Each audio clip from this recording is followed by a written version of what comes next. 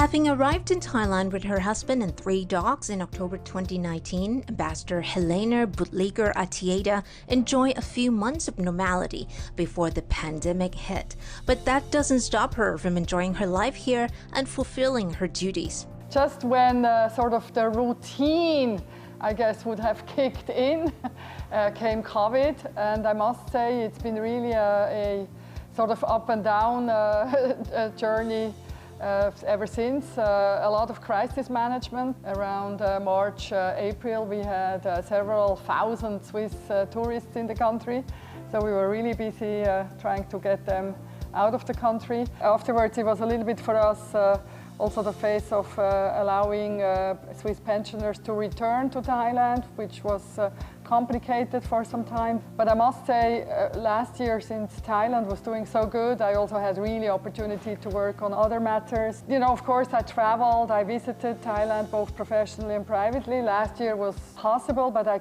can't really say I've had a moment where I felt that I was in Thailand during normal times. Coming from mountainous Switzerland, the ambassador enjoys both the mountains and beaches in Thailand.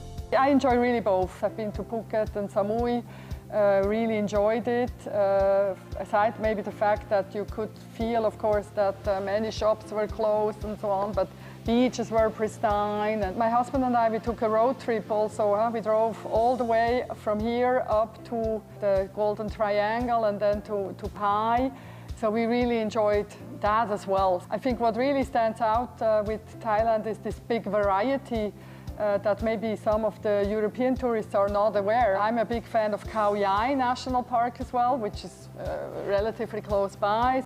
Her Excellency talked about the embassy's efforts to help Swiss nationals during this health crisis, especially in terms of vaccination. Maybe the most notable thing that we have started is digital town hall meetings with the Swiss community actually in the region, where we update on the situation and they get to ask us questions that they always wanted to ask. And strangely enough, all of a sudden we're actually much closer to our community than we were before. So, you know, as they say, crisis is also an opportunity. We will not get any vaccines from Switzerland, like, for example, the French have gotten. My government has discussed this, also says that they will revisit the question, but the drive for vaccination is still ongoing in Switzerland. And so they feel it's each country's responsibility. So my government very much feels responsible for the Thai citizens living in Switzerland. I felt it was quite challenging for particularly the elder community here, community members, to access vaccines. So what we have done is we've offered the embassy sort of as an intermediary. So my team phones around the hospitals, organizes group reservations, and then we ask the Swiss to register with us.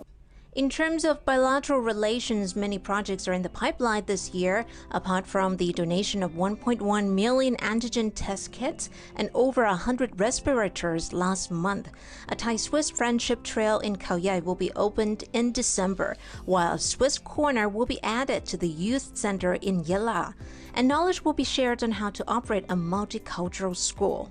This year is really a special year between Thailand and Switzerland because it marks our 90 years of friendship and trade. Since we can't do a big bash, and I think it's not the moment to sort of celebrate per se, because I think the world is really at a different stage, we have decided to actually go for more sustainable projects. We are also looking at supporting a school up north. We have a project that we're doing in one of the border schools, which you know, kids come from different cultural and linguistic background, and since our country knows how to deal with this multilingual school environment, we have decided to collaborate. An unexpected murder of Swiss woman on the resort island of Phuket earlier this month was shocking and is keeping the embassy busy, but Her Excellency is confident that the incident will not affect the Sandbox project